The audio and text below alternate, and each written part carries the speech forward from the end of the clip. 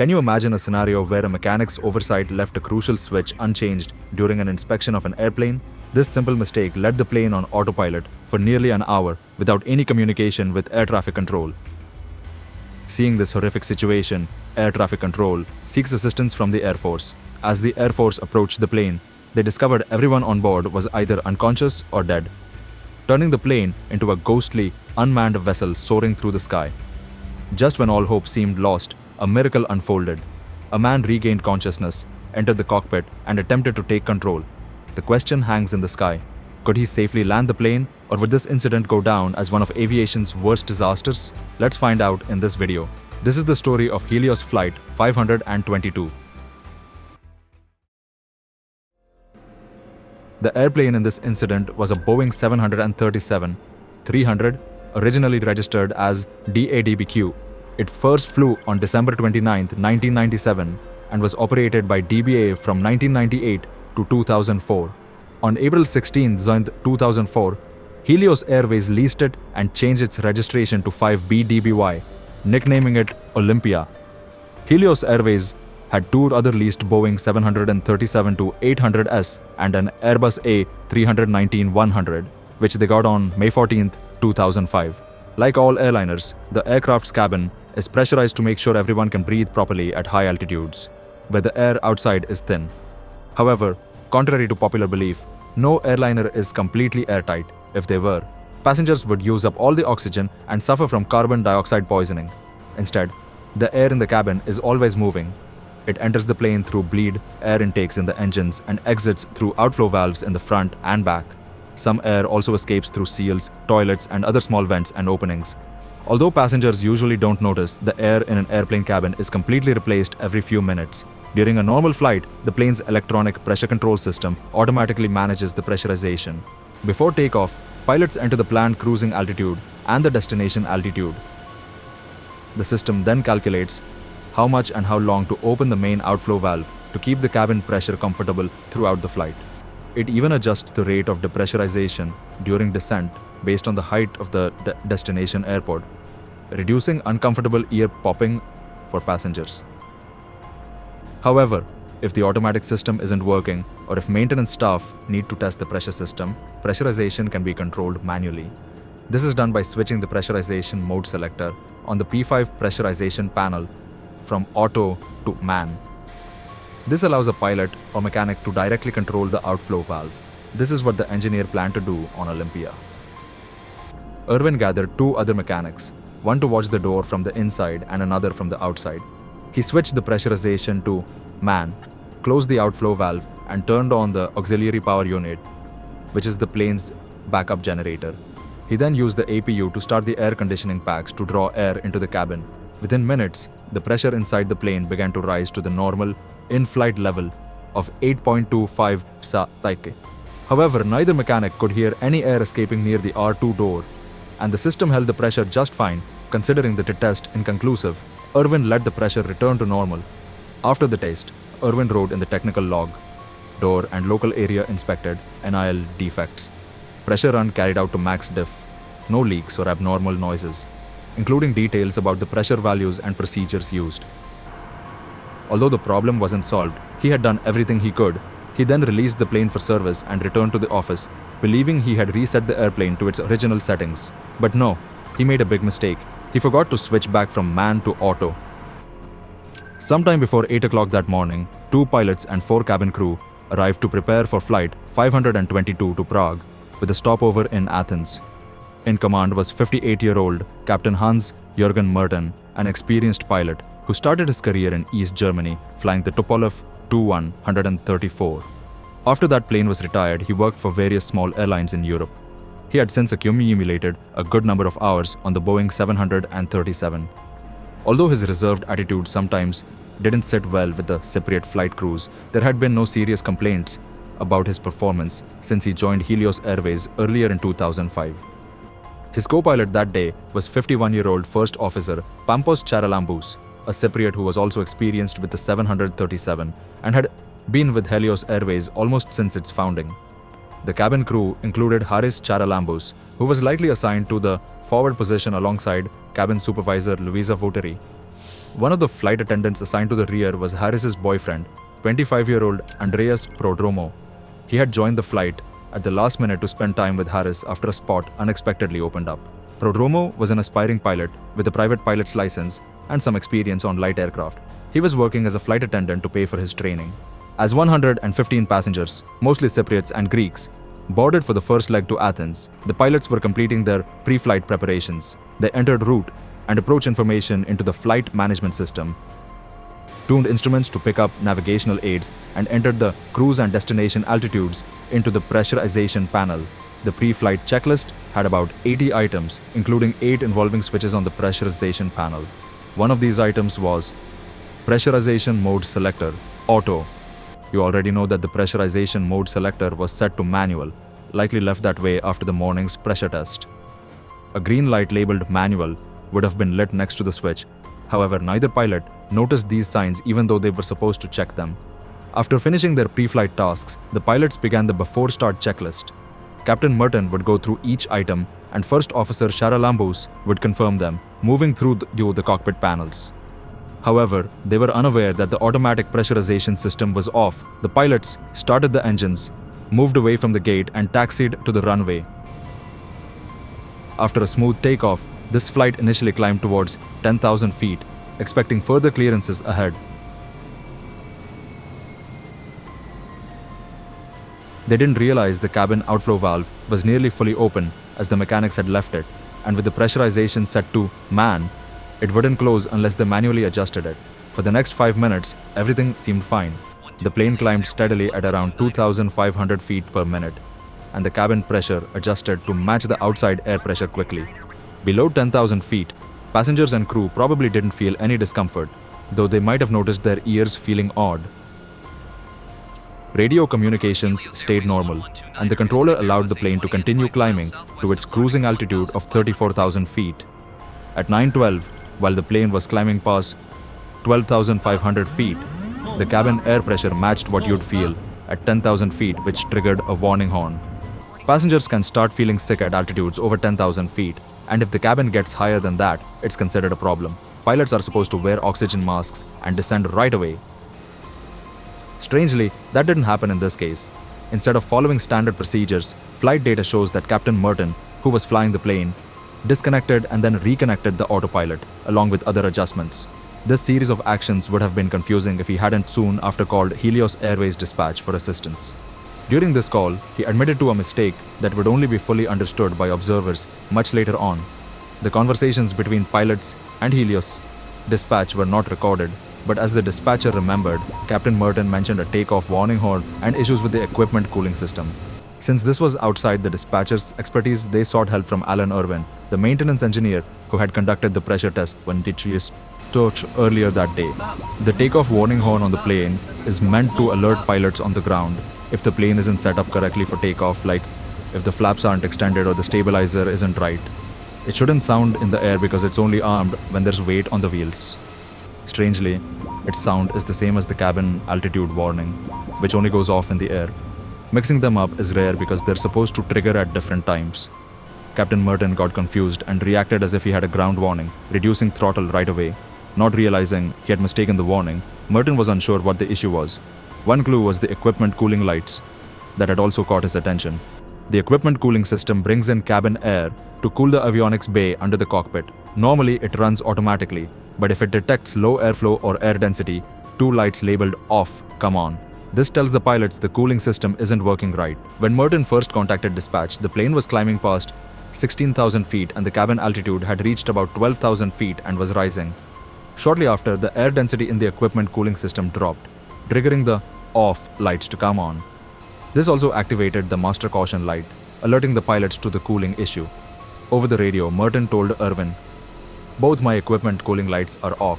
Unfortunately, Merton's English skills were limited, and he likely meant to say, "Both my equipment cooling off lights are on." But it came out differently. Confused by Merton's comment about a light being off, Irwin responded, "This is normal," and asked Merton to clarify the problem. Merton's reply didn't clarify much. Sometime during their talk, the cabin altitude went past 14,000 feet, which automatically made the passenger oxygen masks drop down. An indicator saying, "Pass oxy on," lit up on the overhead panel, but no one noticed it. Usually, this would also light up the master caution to get the crew's attention, but that light was already on, so it didn't. Even as passengers and flight attendants started using their masks, Captain Merton stayed focused on the equipment cooling system. At this point, the details of the conversation become less clear. According to Irwin, he suspected Merton might have been looking at the green manual light on the pressurization panel next to the equipment cooling panel. Irwin confirmed that the pressurization panel selected auto. However, in Irwin's account, written on the day of the flight, he didn't mention asking this question. Whether the question was actually asked remains uncertain. Merton, where to find the equipment cooling circuit breakers? Irwin, they were behind the captain's seat. After this talk, there was no further communication from the flight. By the time the conversation with dispatch ended, the aircraft was nearing 29,000 feet above sea level, about as high as Mount Everest. Inside the cabin, the altitude was between 24,000 and 26,000 feet. Mountaineers call everything above 26,000 feet the death zone. Here, the body uses more oxygen than it can get, leading to physical and mental decline and eventually death. Some top climbers have spent up to 21 hours in the death zone without extra oxygen and survived. However, an average airline passenger without super fitness or weeks of adjusting to high places would lose consciousness in minutes. Unless more oxygen is taken in, the brain will suffer damage that can't be reversed. While climbers can spend days over 20,000 feet, someone rushed from sea level to this height would probably die fast if left there. Unfortunately, Captain Merton and First Officer Charalambous never put on their oxygen masks and didn't realize their plane wasn't pressurized. The cabin altitude was nearing the death zone when Merton apparently got up to find the circuit breakers, collapsed from lack of oxygen, and didn't wake up again. Charalambous also lost consciousness around the same time, still in his seat. Passengers and flight attendants who used their oxygen masks could stay awake longer, but these masks only had about 12 minutes of oxygen, assuming the pilots would lower the plane. Instead, plane, controlled by the autopilot, kept climbing to 34,000 feet, the altitude set by the crew, and stayed there. Surely worried, passengers must have waited for an announcement from the cockpit, but none came. One by one, they started losing consciousness, swallowed by a dizzying, euphoric darkness. Back in Larnaca, Helios Airways dispatchers tried calling the aircraft but got no reply. They then contacted the Nicosia Area Control Center to ask if air traffic control lead could reach the plane. But those attempts also failed. Even relayed through nearby planes, pilots didn't respond. Yet, radar screens clearly showed the plane at its assigned altitude, following its course to the next waypoint. They suspected a radio problem. The Nicosia controller asked pilots to switch its transponder code to check if it could still receive messages, but the code remained unchanged. For a while after that, the plane kept flying the route the pilots had set up before they left. Once it was in Greek airspace, it flew straight to the View radio beacon on Rhodes Island. Then it turned a bit to the right, toward the waypoints Ripley and Verrex. Greek controllers tried to talk to the flight, but got no answer. They kept asking, "Helios 522, can you hear us?" But after each question, there was only silence. By 10:12, which was 52 minutes after Captain Merton's last message, the plane was approaching Ripley, where it usually starts descending toward Athens. The controller permitted it to descend, hoping the pilots might hear it somehow, but there was no answer, and the plane didn't start descending. The flight computers had the entire route set to Athens International Airport, but the autopilot wouldn't descend unless it was told to. Still cruising at 34,000 feet, the plane passed over the Verrex Point and the Keia Var on Keia Island. It then made a gentle left turn, seeming to align with the standard approach to Athens. Watching the plane make this move at such a high altitude must have deeply concerned the air traffic controllers. Convinced it wasn't just a radio issue, they decided to bring in the Air Force. As the Hellenic Air Force prepared to send fighter jets to intercept the plane, the aircraft suddenly made a sharp right turn and lined up with runway 30L. It followed the approach path set by the crew before takeoff, heading towards the airport like a zombie. Minutes later, it flew over Athens International Airport at cruising altitude, then turned right towards the KIAVR. It perfectly followed the standard procedure for a missed approach on runway 30L as programmed in case it didn't land. After a few minutes, it reached the VAR. With the programmed flight plan complete, the flight computer told the autopilot to enter a holding pattern around the VAR.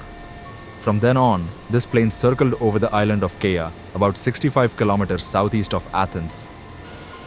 5 times it circled, first heading southeast, then turning northwest and then southeast again. Repeating this pattern over and over, air traffic controllers watched in confusion and helplessness. It wasn't until 11:23, during the 6th circle, that two Hellenic Air Force F-16s caught up with the plane. The F-16 pilots probably had no clue what they were dealing with. The situation was already very strange, unlike anything they or the controllers had ever seen, and it was about to become even stranger. As the F-16 pilots approached the airplane, they tried to signal to the crew, but no one responded. They inspected the outside for any damage, but found none. One of the F-16As moved closer and saw a scene that seemed straight out of a horror movie. Inside, the cabin was dark, with oxygen masks hanging from the ceiling, lit by light coming through the windows on the other side. Several passengers, wearing masks, were slumped against the windows, completely still.